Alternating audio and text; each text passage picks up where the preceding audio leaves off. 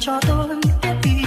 Em chẳng được mạnh mẽ anh cũng hiểu vậy mà tại sao bỏ mặc em lẻ loi một mình. Hai người chưa thức giấc anh mới thấy yên lòng, bởi điều vừa mới diễn ra chỉ là trong giấc mơ.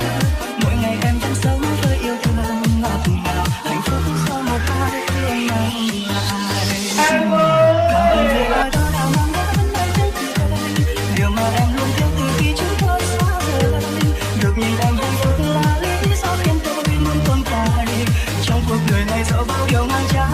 Đằng sau lưng em vẫn là anh dõi theo đời, dù thời gian mình buông rồi tôi cũng thấy đúng rồi. Chỉ là em chẳng thể nào để ý được tôi em phải thương bên người, vì chỉ mỗi ngày anh mơ nỗi có thể